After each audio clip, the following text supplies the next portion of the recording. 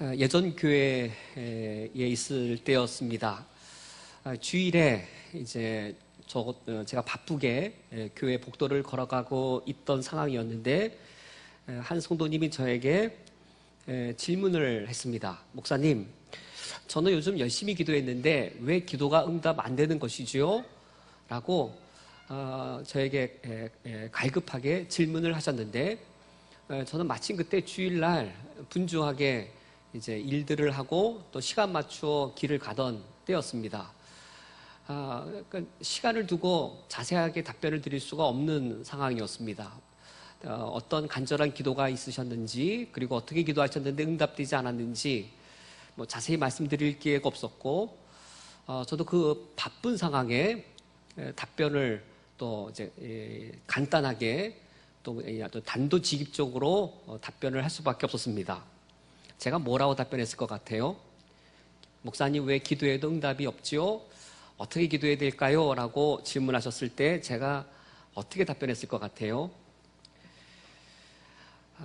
응답받으려고 기도하는 게 아니죠.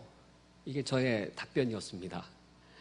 저는 제 답변을 듣고 너무나도 당황해 하시던 그 성도님의 얼굴이 매우 인상적이었습니다. 마치 그 당황해하는 모습은 목사님, 그러면 왜 기도하나요? 이렇게 반문을 하는 것과 같은, 정말 우리가 기도를 왜 할까요? 응답받으려고 기도를 하는 것일까요? 만약에 응답받으려고 기도하는 것이 아니라면 기도할 필요가 없는 것일까요? 우리는 응답받으려고 기도하는 것이 아니란 사실을 우리가 조금만 생각해 보면 잘 알 수 있습니다. 응답받으려고 기도해서는 그것은 건강한 기도가 아니란 사실을 우리는 쉽게 생각할 수 있습니다.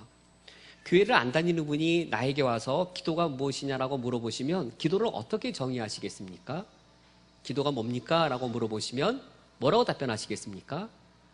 저는 기도를 하나님과의 대화라고 배웠습니다. 그리고 올바른 답변입니다. 기도란 하나님과의 대화인 것이죠. 그런데 누군가가 나에게 대화하러 왔습니다. 그리고는 나에게 응답받으려고 무엇인가를 요청합니다. 내가 뭐라 답변하면 들을 생각을 안 합니다.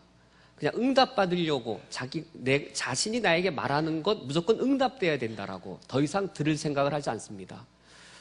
그 다음날도 또 옵니다. 응답받으려고 내가 말하는 거, 내가 원하는 거 반드시 응답해 줘야 된다라고 간절하게 간구만 합니다. 반드시 그것은 응답돼야 된다라고 말하고 갑니다. 그 다음날 또 와서 정말로 그것은 응답돼야 된다라고 간절하게 메어 달립니다. 대화가 일어났습니까? 대화가 이루어졌나요? 응답받으려고 기도할 때의 대화는 하나도 일어나지 않았습니다. 그것을 굳이 대화라고 말하면 어떤 대화라고 말해야 될까요? 좋은 대화라고 평할 수 있을까요? 나쁜 대화라고 말할까요? 그런 대화는 나쁜 대화라고 말하는 겁니다. 그러므로 우리가 기도를 하나님과의 대화라고 알고 있는 한 정말로 기도를 이방인과 같이 신에게 비나이다 이 간절히 주일지 비나이다라는 이방인의 기도와 다른 하나님과의 대화라고 정말로 기도를 생각한다면 응답받으려고 기도하는 것이 아니고 응답받으려고 기도하는 것은 좋은 기도가 아닙니다. 왜 우리가 그러면 기도를 하는 것일까요? 응답받으려고 기도하는 것이 아니라 왜 기도하는 것일까요? 오늘 설교 제목입니다. 응답을 받으려고 기도하는 게 받으려고 하는 게 아니고 뭘 받으려고 기도하는 것이죠? 하나님의 인도하심을 받으려고 간구의 기도를 하는 겁니다. 간구의 기도는 응답을 받으려고 하는 것이 아니라 지금 나에게 여러 가지 어려운 상황들 또 갈급한 일들이 내 눈앞에 있습니다. 그것을 간구할 때에 응답받으려고 하는 것이 아니라 왜 기도할까요?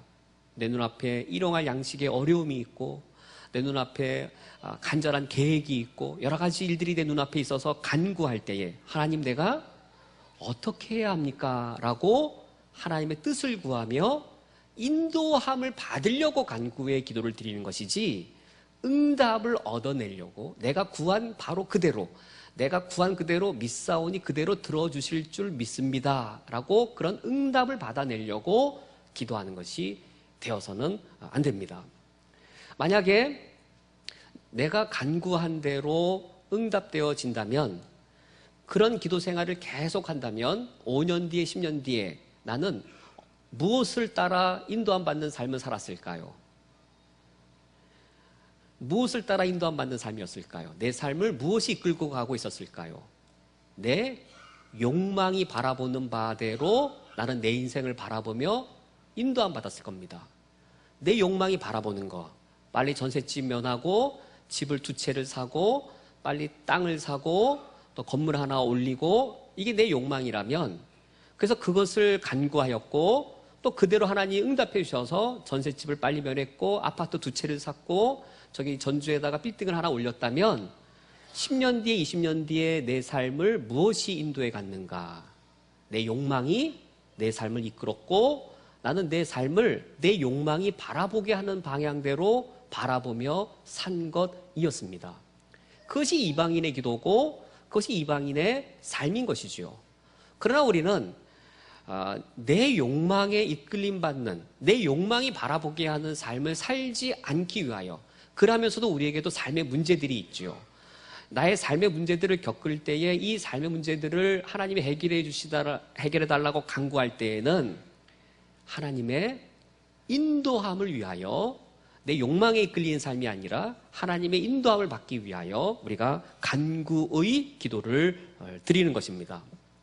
우리는 내 욕망이 바라보는 대로 내 인생을 바라보는 게 아니라, 내 욕망이 이끄는 대로 내 삶을 인도함 받는 게 아니라, 우리는 무엇이 내 삶을 이끌게 해야 됩니까? 우리는 무엇대로 인도함 받아야 됩니까? 무엇을 분별하여 내 인생을 인도함 받게 해야 됩니까? 바로 하나님의 뜻입니다. 우리는 말씀과 기도, 우리는 기도만, 말씀 없는 기도를 드리는 게 아니라, 말씀과 기도 겸하여지는 겁니다. 이방인의 기도를 처음 드릴 때에는 말씀과 기도가 아니라 내 욕망과 기도, 내 염려거리와 기도입니다. 그래서 내 기도 내용이 내 염려를 말하는 거예요. 그리고 내가 바라는 게, 바라는 기도가 내 욕망을 말하는 거예요. 말씀과 기도가 아니라 내 욕망과 기도, 내 염려거리와 기도인 거예요. 이러한 간구의 기도는 응답만 바라게 되어지고, 우리 그리스도인들은 이런 식의 간구의 기도를 드리는 것이 아닌 것이죠. 말씀과 기도인 겁니다. 말씀을 통해서 하나님의 뜻을 분별하고, 그리고 우리가 구할 때에 주기도문대로 내 뜻이 이루어지리다가 아니라 무엇이 이루어지길 기도하는 것이죠. 나의 원대로 마옵시고 아버지의 원대로 되길 원합니다라는 예수님의 기도 그대로 주기도문에서 하나님의 뜻이 하늘에서처럼 이 땅에 이루어지이다. 주님이 그렇게 기도를 가르치셨잖아요. 우리의 기도는 내 뜻을 이루는 것이 아니라 하나님의 뜻이 이루어지기를 간구하는 게 기도입니다. 그래서 내 인생이 하나님의 뜻에 인도함 받도록, 내 욕망이 이끄는 대로 인도함 받는 것이 아니라 하나님의 뜻에 인도함 받도록 하기 위하여 간구의 기도를 드리는 겁니다. 이게 그리스도인의 기도의 아주 중요한 부분입니다. 그런데도 안타깝게도 우리 한국교회는 기도하지 않는 시대를 지금 살아가고 있습니다. 제가 어릴 적에, 제가 유치원, 초등학교 이럴 때 제 눈에 보이는 모습은 온통 기도하는 어르신들의 모습이었어요. 우리 어머니를 보든 교회 가서 권사님을 뵙든 장로님을 뵙든 그냥 장로님 하면 기도하는 분, 권사님 하면 기도하는 분, 그냥 장로님 하면 기도하는 분이었어요. 권사님 하면 그냥 기도하는 분이었어요. 권사인데 기도 안 한다. 이거는 상상이 잘 안 되는 이야기였습니다. 너무 정상적인 모습이었고, 저도 그런 분위기에 섰기 때문에 중학교 1학년 때부터 저는 학교 가기 전에 교회 들러 기도하고 학교 끝나고 돌아올 때 교회 들러 기도하고 집에 돌아왔습니다. 고등학교 때는 차를 타고 가야 되기 때문에 끝나고 오면 교회 문이 잠겨져 있었어요. 그럼 밤 10시에 담 넘어서 교회 들어가서 고3 때에도 기도하고 돌아왔어요. 근데 그게 저에게 특별한 모습이 아니라 제가 성장했던 우리 모교회는 그냥 그렇게 그것이 자연스러운 기도하는 교회의 모습이었습니다. 장로님 하면 당연히 기도하는 분이죠. 기도를 매우 많이 하는 분인 거죠. 일반 집사님들도 기도의 삶이 많기 때문에 당연한 것이었고, 제가 중학교 때 매일 기도회가 있었습니다. 월요일은 1학년 남학생, 화요일은 1학년 여학생, 수요일은 2학년 남학생, 목요일은 2학년 여학생. 그리고 금요일은 3학년 남학생, 토요일은 3학년 여학생. 그래서 기도 일지가 있었어요. 제 중등부 때 이야기를 말씀드리는 거예요. 그래서 기도 일지에 어제 형들이 무슨 기도했나 보고 그 기도하고 적고, 이게 자연스러운 한국교회가 기도하는 교회였어요. 그런데 지금 이러한 모습을 찾아보기가 매우 힘들게 되었습니다. 기도를 하지 않기 때문에 물어봅니다. 당신은 하나님을 안 믿습니까? 라고 물으면 하나님 믿어요. 하나님을 믿지만 기도는 하지 않아요. 당신 초신자인가 보네요. 아닙니다. 저 중직자예요. 중직자인데도 하나님을 믿는데 기도를 안 하세요? 그럼 혹시 당신 삶에 염려가 없는가 보네요. 아무 염려가 없어서 기도할 게 없는가 보네요. 아니요, 염려할 거 많아요. 애도 속색이고 직장일도 스트레스 많고 내가 하나님도 믿고 염려거리 많지만 그래도 기도는 안 해요. 이 초신자인가 보네요. 아니, 초신자가 아니라고 방금 전에 중직자라고 얘기했잖아요. 중직자세요? 근데 기도를 안 하세요? 당신이 하나님도 믿고 염려거리도 많은데 기도를 안 하신다면 그 모든 일을 당신은 홀로 다 해결하실 수 있다라고 생각하시는군요. 하나님 도움이 없어도 다 해결하니까 당신 혼자. 그래서 기도를 안 하시는군요. 아이고, 어떻게 내가 내 힘으로 해결해요? 내 힘으로 해결 안 될 일 너무 많아요. 하나님이 도와주셔야만 될 일이 너무 많죠. 그런데도 기도 안 하세요? 왜 그래도 기도 안 해요? 라는 이 모습이 매우 특별한 경우가 아니라 너무 많은 거죠. 너무 많은 시대가 오늘날 이 시대입니다. 왜 이렇게 되었을까요? 우리는 그 원인을 잘 분석해야 되겠습니다. 우리 부모님 세대가 기도하는 모습을 보여주지 않아서 그렇게 된 것일까요? 아니면 오히려 기도하는 모습을 보여주었기 때문에 기도하지 않는 다음 세대가 되었을까요? 저는 후자라고 생각을 많이 하게 됩니다. 제가 바라보았던 우리 어르신들의, 부모님들의 기도는 매력적이지가 않았어요. 제가 하나님을 알아가고 기도를 알아가기 전까지 제가 남달리 기도를 많이 했던 사람이었기 때문에 더더욱더 기도에 대한 실망이 컸습니다. 제가 청년 때에는 우리 목사님께서 매월 마지막 주 청년부 예배가 토요일 날 있었습니다. 매월 마지막 주 토요일 날에는 삼각산에 우리 청년들을 이끌고 매월 마지막 주에 산기도를 갔습니다. 10월 달, 11월 달 추워지는데 12월 눈이 오더라도 청년들 리더를 이끌고 삼각산에 항상 가셨습니다. 어느 날이면 토요일 날 저녁이에요. 토요일 날 9시쯤에 소역 공부가 끝나면 리더들은 10시쯤에 다시 모입니다. 차를 타고 한 20, 30분 가면 삼각산이 있는데 한 10시 반쯤에 삼각산 아래에 내리면 개구리 소리가 개굴개굴 들립니다. 개구리가 가을에 있을까요? 왜 개구리 소리가 날까요? 서울에서. 개구리 소리가 아니라 무슨 소리인 줄 아세요? 토요일 날 밤에 기도하는 소리예요. 산에서 빼곡하게 기도하는 소리가 산 아래에서는 개구리처럼 개굴개굴 들리는 거예요. 한 10시 반쯤 올라가면 많이 올라가야 돼요. 이미 낮은 자리에는, 좋은 자리에는 사람들이 많이 기도하고 있기 때문에 많이 올라가야 돼요. 새벽 2시까지 목사님이 우리 청년들을 풀어놓으면 우리 새벽 2시까지 기도를 합니다. 2시에 모여서 그 삼각산 아래 내려오면 기차, 망가진 기차를 우동집으로 바꾸어서 우동을 팔았어요. 배 되게 고프거든요. 그 우동을 맛있게 먹고 목사님은 우리 청년들을 일일이 다 집 앞에 내려다 주면 우리들은 교사를 해야 되니까 9시까지 오면 되는데 목사님은 5시까지 또 새벽 예배에 나가셨어요. 그렇게 몸에 피곤을 무릅쓰고 기도하던 것이 우리의 모습이었는데 기도에 저는 대단히 익숙했지만 기도가 매력적이지가 않았어요. 그리고 중학교 때, 고등학교 때 나와 함께 기도했던 내 친구들 보니까 어느덧 기도를 하지 않는 거예요. 그래서 왜 기도를 안 하게 됐는지 그 이유도 잘 압니다. 크게 두 가지 이유인 것 같아요. 첫 번째 이유는 그런 기도라면 나 기도 안 해. 그런 기도하면 기도 안 해. 그런 거 기도할 만한 거리 아니야. 그런 건 잘못된 간구야. 라는 게 첫 번째 내용이고 그래서 기도를 안 하는 거예요. 두 번째는 기도해도 소용없어. 응답 안 돼. 될 일은 되고 안 될 일은 안 되더라. 기도한다고 되는 게 아니고 안 될 일은 안 되고 기도 안 해도 될 일은 되더라. 응답 안 돼. 라는 크게 두 가지 이유로 기도를 안 하는 제 주변의 분위기를 파악했습니다.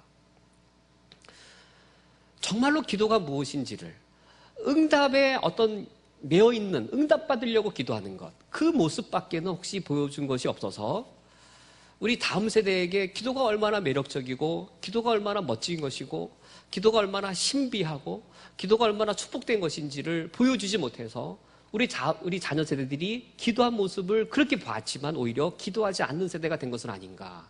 저는 실제로 이러한 부분들이 많이 있다고 생각합니다. 우리는 기도가 무엇인지를 바르게 알 필요가 매우 있습니다. 매우 큽니다. 기도를 바르게 알면 기도는 자연스러워집니다. 기도를 알면 억지가 아닙니다. 기도를 알면 기도가 짧아지지가 않습니다. 기도를 알면 기도가 길어집니다. 기도가 자연스러워지고, 기도가 불편하지가 않고, 기도가 길어지고, 그리고 무시로 기도하게 되고, 그리고 기도가 내 삶에 대단히 가깝게 와서 개인 기도를 할 때도 있고, 교회에 와서 새벽 예배든 또 교회당에 와서 기도를 드려도 되고, 기도가 자연스러워져요. 기도를 바르게 알면 기도는 자연스러워집니다. 왜냐하면 기도는 호흡이거든요. 기도를 왜 영혼의 호흡이라고 말할까요? 기도에 관한 가장 이 고전을 쓴 책이 오 할레스비의 기도란 책입니다. 기도의 가장 큰 고전으로 여겨지는데, 오 할레스비가 기도를 영혼의 호흡이라고 비유한 말을 이렇게 해석해요. 그러니까 그 당대에도 기도는 영혼의 호흡이라고 그렇게 이미 예전 사람들도 표현을 했는가 봐요. 기도가 왜 영혼의 호흡인가? 우리 중에 그 누구도 숨을 쉬려고 의식하는 분이 아무도 없기 때문입니다. 우리 중에 숨을 쉬려고 노력하는 사람은 아무도 없습니다. 숨은 자연스럽게 호흡이 되는 것입니다. 그래서 기도가 영혼의 호흡입니다. 기도는 되는 거예요, 저절로. 그런데 우리가 기도가 무엇인지를 이방인처럼 응답받기 위한 강구, 매어달리고, 뭔가 주님께 막 쫄라대고, 뭔가 작정을 해야 되고, 그렇게 기도에 대한 오해가, 기도의 자연스러움, 무시로 기도하는 것, 기도의 영광스러움, 기도의 그 아름다움, 기도의 그 이 신비로움을 알지 못하게 한 것이죠. 저희 아버님께서 좀 그렇게 많지 않은 나이 돌아가셨는데, 돌아가시기 한 2년 정도 전에는 약간 치매를 겪으셨습니다.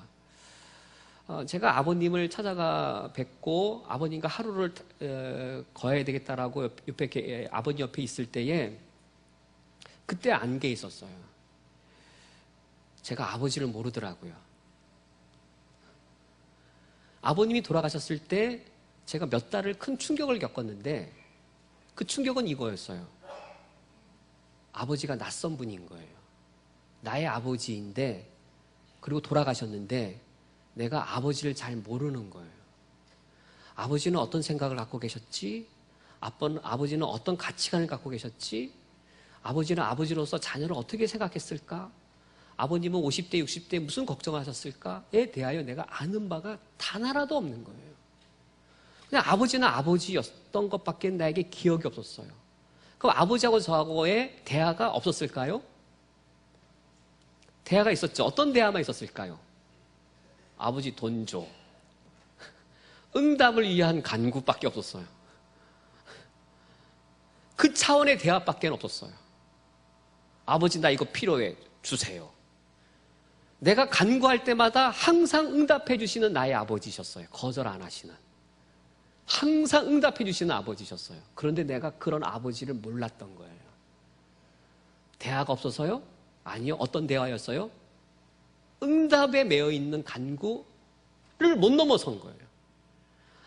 내 평생, 우리 아버님 돌아가실 때까지 내 평생 아버지하고 나의 대화는 필요할 때만 아버지 이거 주세요. 이거 해결해 주세요. 그거 외에는 내가 하나도 아버지께 뭔가 물어본 적도 없고 내가 말한 적도 없고, 그래서 돌아가시고 난 이후에 우리 아버님, 나의 아버지임에도 불구하고 내게 낯선 분인 거예요. 평생 70년, 80년은 새벽 기도 나와도 이거 해주세요, 저거 해주세요, 우리 아들 이거 해주세요, 큰아들 저거 해서 평생 응답을 위한 간구만 하고 우리 인생이 맞춰진다면, 내 욕망이 바라보는 걸 바라보게 한 삶일지 모르고 기도는 새벽 예배에 빠지지 않았을지 몰라도 하나님 아버지는 나에게 낯선 하나님일 수 있는 거예요. 기도란 하나님과의 대화입니다. 기도란 하나님과의 교제입니다. 또 참되게 대화했다면 하나님 아버지를 알아가는 것이고, 참되게 교제를 했다면 하나님과의 관계성이 깊어져 가는 것이죠. 그것은 이러한 이 기도는 영혼의 호흡과도 같아서 매우 자연스러운 것이고, 뭔가 작정을 해야만 해낼 수 있는 게 아니라, 우리가 기도를 바르게만 알고 있다라고 하면 기도는 무시로, 그리고 또 우리가 뜻을 정하더라도 자연스럽게 할 수 있는 것이 바로 기도입니다. 그럼 기도란 무엇인가요? 우리가 이미 2주 전에 우리가 기도에 대한 정의를 살펴봤습니다. 기도란 예배입니다. 왜 기도가 예배일까? 대화이기 때문에 예배가 되는 겁니다. 하나님 아버지 앞에 대화하러 나왔을 때에 그 하나님은 창조주이신 것이죠. 예배란 하나님의 하나님 되심을 높이는 게 예배예요. 하나님 되심을 높이는 것인데, 하나님이 어떤 분이시냐면 창조주이신 거예요.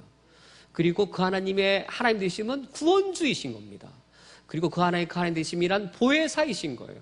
성부 하나님의 창조주 되심과 예수 그리스도의 구원주 되심과 성령 하나님의 보혜사 되심, 하나님의 하나님 되심을 저희들이 높이는 것이 예배인데, 그 하나님과 대화를 하는 거예요. 그 하나님과 교제를 나누는 거예요. 그것을 예배라고 말하는 겁니다. 하나님의 하나님 되심을 그 관계 속에서 대화를 할 때의 대화의 종류가 나눠봤더니 5가지인 거예요. 우리 신앙의 선배들이 나눠봤어요. 과연 어떤 대화를 나누는가. 첫 번째로 제가 왜 손을 이렇게 폈을까요?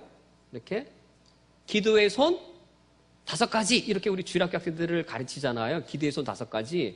이건 매우 좋은 신앙의 전통입니다. 제가 뭔가 새로운 거 가르쳐 드린 게 아니고, 아주 오래전에 제가 어릴 때 주일학교 때 배웠던 기도의 손 5가지. 그 대화의 내용을 봤더니 5가지가 대화하더라 이거예요. 첫 번째 대화가 2주 전 설교였던 찬양. 찬양이란 뭐죠? 하나님 되심을 높여드리는 거. 찬양의 대화를. 하나님 되심을 높여드리다가 감사하는 대화를. 감사란 그 하나님의 나의 하나님 되심. 이게 감사예요. 주 여호와는 광대하시도다. 하나님의 하나님 되심을 말할 때에 그것은 찬양이지만, 광대하신 하나님이 나의 하나님 되심을 말하는 그것이 감사예요. 하나님의 창조주 되심. 그러나 나의 창조주, 나의 구원자, 하나님의 창조주 되심, 하나님의 구원주 되심을 높일 때 찬양이지만, 그 하나님의 나의 하나님 되심, 나의 창조주, 나의 구원자, 그 하나님의 나의 하나님 되심을 우리가 즐거워하고 기뻐하고 노래할 때 그게 감사인 겁니다. 그 다음 간구는 뭘까요? 간구를 하면 간구를. 찬양의 대화를, 감사의 대화를, 그리고 그 하나님께 간구의 대화를, 간구 중에 특별히 죄를 사해달라는 간구를 해결하고 말하는 것이죠. 근데 나를 위해서만 구하는 것이 아니라 형제를 위해, 나라를 위해 기도할 때 도고의 기도를, 중보적 기도인 도고의 기도를, 이런 5가지 대화를 한 것인데, 이것이 예배인 거예요. 예배로서 주님께 기도를 드리는 것이죠. 그렇다면 간구의 기도란 과연 어떠한 기도일까요? 간구의 기도란 하나님의 하나님 되심을 높여드리고, 그 하나님의 나의 하나님 되심을 감사하면서 하나님의 나의 하나님 되심에 근거하여 내가 하나님께 요청드리는 것이 간구입니다. 찬양, 감사, 간구 다 무엇이 전제되어져 있어요? 하나님의 하나님 되심입니다. 그 하나님의 나의 하나님 되심에 근거하여 나의 필요를 요청드리는 것이 간구의 기도입니다. 예수님께서 하나님의 하나님 되심을 예배하도록 가르쳐 주셨죠. 하늘에 계신 우리 아버지요, 하나님은 어떤 분이실까? 하나님은 하늘에 계셔서 나와는 다른 차원에 계신 분이시고 나와 다르신 분이시구나. 그러나 아버지 하나님이셔서 나의 가장 가까이 계시고 나를 지켜주시는 분이시구나. 그러나 우리 하나님이셔서 나만의 하나님은 아니시구나 라고 하나님 되심을, 그 하나님이 나의 창조주가 되셨고 나의 구원주가 되셨고 나의 보혜사가 되신 그 하나님의 하나님 되심에 근거하여서 나의 필요를 간구하는 겁니다. 주기도문 후반부를 볼 때에 그것이 잘 엿보여져 있어요. 주기도문 후반부를 볼 때에 양식은 누구에게 구하는 것일까? 양식은 창조주 하나님께. 내 죄를 사해달라는 기도는 누구에게 드린 것일까요? 나의 구원주이신 예수 그리스도에게, 시험과 악에서 나를 지켜달라는 기도는 누구에게 드린 것일까요?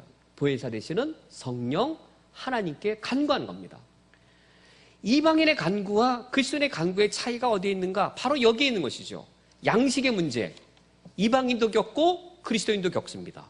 원수의 문제, 이방인도 겪고 그리스도인도 겪어요. 삶의 시련과 어려움, 이방인도 겪고 그리스도인도 겪어요.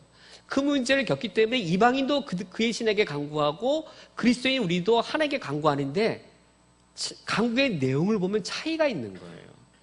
이방인은 양식 달라고 할 때 자기 신에게 얼마만큼 달라고 간구할까요? 신이시여, 신이시여, 올해는 비도 많이 내려주시고 바람도 잘 불게 해주셔서 올해 농사가 풍성하게 해주옵소서, 풍성한 양식을 주옵소서라고 기도할 겁니다. 그런데 똑같이 양식의 문제를 겪는 우리 그리스도인은 하나님의 하나님 되심을 기억하면서 어떤 기도를 드려요? 얼마만큼 달라고 해요? 일용할 양식을 달라는 거예요. 욕망에 인도함 받지를 않아요. 간구를 안 하는 게 아니라 간구를 해요. 간구하지 말라는 게 아니에요. 하나님의 통제 아래에서 기도하는 거예요. 하나님의 뜻 아래에서 기도하는 거예요. 이방인은 자기 원수에 대해 자기 신에게 어떤 기도를 드렸을까요? 내가 정말 억울합니다. 그 사람이 힘이 있다고 나를 억울하게 말합니다. 신이시여, 당신은 정의의 신이오니 내 원수를 죽여 주시옵소서. 이렇게 기도하겠죠. 그럼 우리 그리스도인은 뭐라고 기도해요? 예수 그리스도가 내 죄를 위하여 돌아가신, 내 죄를 용서해 주신 구원주이신 것을 기억하면서 어떤 기도를 드려요? 내게 죄 지은 자를 용서한 것 같이. 간구를 안 하는 게 아니라 간구를 해요. 그런데 내 욕망에 지배받지를 않아요. 하나님의 뜻에 지배를 받아요. 시련과 악이라는 어려움을 이방인만 겪는 게 아니라 그리스도인도 겪어요. 이방인이라면 어떻게 기도했을까요?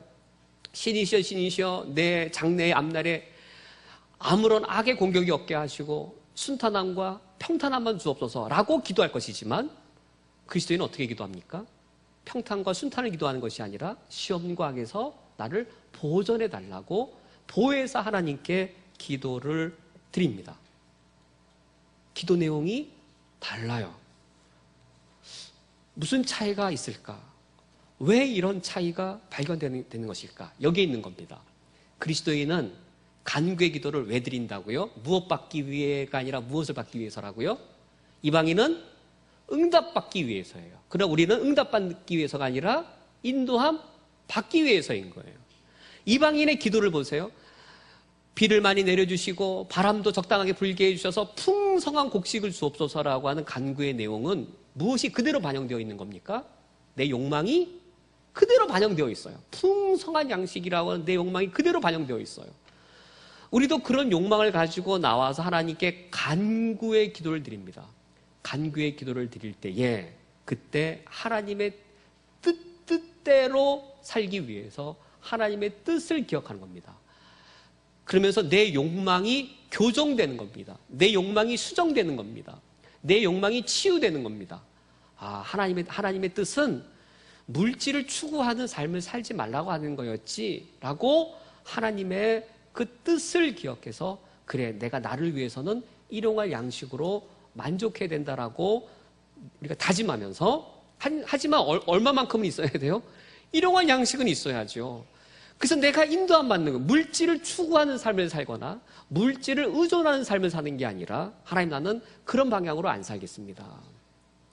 그런데 나의 하나님은 나만의 하나님이 아니시고 우리 하나님이시구나 라고 해서 일용할 양식을 우리 주변에 있는 어려운 이들에게 함께 해달라고, 나에게만 일용할 양식을 달라는 것이 아니라 우리에게 일용할 양식을 달라고 하셔서 나밖에 모르고 나를 위해 사는 삶으로 인도함 받는 것이 아니라 물질을 추구하지 않는 삶으로 인도함 받으면서, 하나님이 내게 넉넉하게 주신 물질이 있다면 우리와 함께 더불어 살겠다라고 하는 그런 하나님의 뜻대로 인도함을 받는 것이지요. 그리고 양식을 주옵소서라고 기도할 때에 하나님의 뜻이 이미 있는 거예요.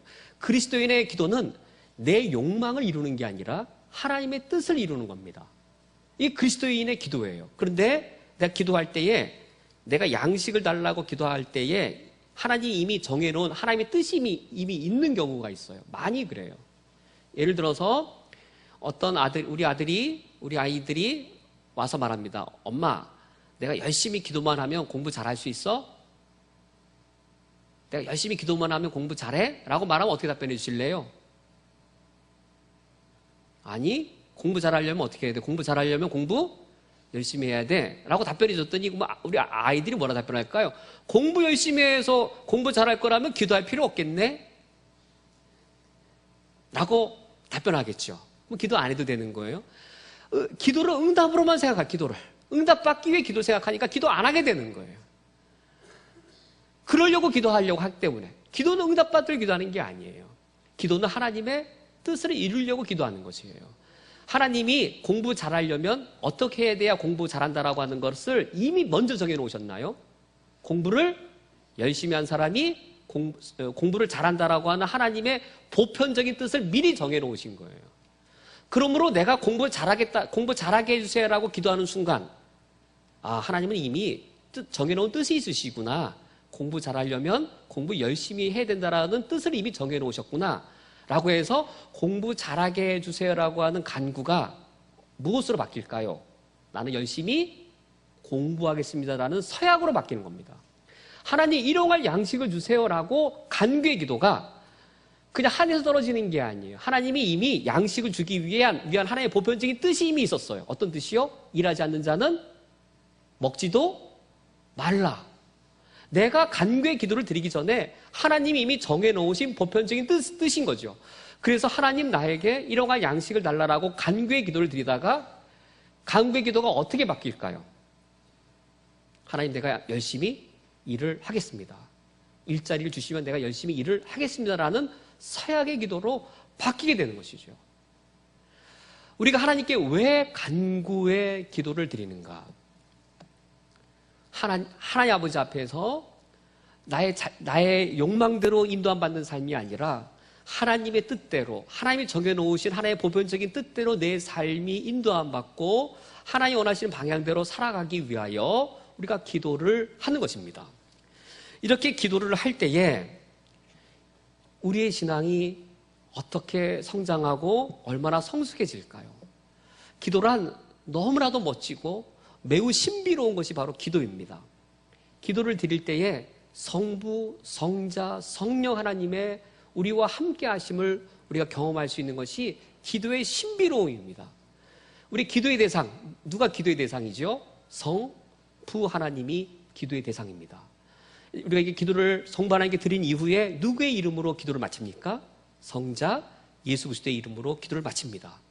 우리가 기도하고 간구할 때에 누가 나를 대신하여, 나를 위하여 말할 수 없는 탄식으로 기도해 주고 계십니까? 바로 성령 하나님이신 거예요. 기도는 놀라운 것이고 기도는 신비로운 것이에요. 기도는 단순히 나의 필요한 것을 응답받기 위해서 기도한 것이 아니라 성부 하나님을 창조자 하나님으로 우리가 높이면서 예수 그리스도를 나의 구원주로 중보자로 우리가 그 은혜를 누리면서 말할 수 없는 탄식으로 나를 대신하여 기도하신 성령 하나님을 누리면서 인도함 받기 위하여 우리가 기도하는 겁니다. 그렇게 우리가 기도할 때에 하나님의 인도하심 받을 때에 우리가 이런 것들을 기도 속에 경험하게 되어져요. 예전에는 이것이 하나님께 두 번째였는데 나는 내가 원하는 건 첫 번째가 있었던 거예요. 이것 때문에 하나님 인도함을 못 받는 거예요. 언제 하나님 인도함 받을까요? 하나님께 첫 번째인 것이 나도 첫 번째가 될 때 인도함을 받아요. 하나님께는 두 번째인데 나는 이게 첫 번째라고 하나님께 자꾸 아래일 때 그만큼 인도함이 더디어지게 되는 것이죠. 하나님께서는 우리를 어떻게 인도해 가시냐면 때로는 응답하시지만 때로는 거절하세요. 하나님 왜 거절하시지? 묵상하고 돌아보면서 깨닫는 거예요. 그래서 하나님 거절하셨구나 라고 해서 우리가 하나님의 인도함을 받아가고 하나님의 인도함을 받아가면서 하나님께 첫 번째인 것이 나에게도 첫 번째여야 된다는 사실을 우리가 배워가게 되어서 결국 우리가 하나님의 뜻대로 살아가고 하나님이 바라보게 하시는 것을 바라보면서 살아갈 수 있는 것이 바로 기도입니다. 오늘 말씀을 맺도록 하겠습니다. 이런 기도는 부자연스러울 것 같아요? 아니면 매우 자연스러울 것 같으세요? 기도가 예배이고 기도란 인도함 받기 위하여 하나님께 드린 거다라고 의식하시면서 한번 기도를 시작해 보십시오. 기도가 편해질 것입니다. 그리고 기도가 길어지실 것입니다. 그리고 기도가 어느 자리에서든지 이루어질 것입니다. 기도란 나에게 어려움이 없어도, 기도란 나에게 어려움이 닥칠 때 언제든지 해야 될 것이 기도란 사실을 우리가 더욱더 느끼게 되실 것입니다. 이번 한 주간 예배로서의 기도를, 또 간구의 기도로서 하나님의 인도하심을 충만히 누리시기를 주님의 이름으로 축원드립니다. 함께 기도하시겠습니다. 하나님 아버지여, 주님이 우리에게 아버지가 되어주시고 주님이 우리에게 왕이 되어주시어 감사드립니다. 이 시간 하나님 아버지 앞에 기도로 한 주간 살 것을 다짐하오니 이번 한 주간 주님께 기도로 나아가며 간구의 기도로 주의 인도함을 누리며 하나님의 축복 가운데 우리 모든 성도님들이 충만히 거하게 하여 주옵소서. 예수님의 이름으로 기도합니다. 아멘.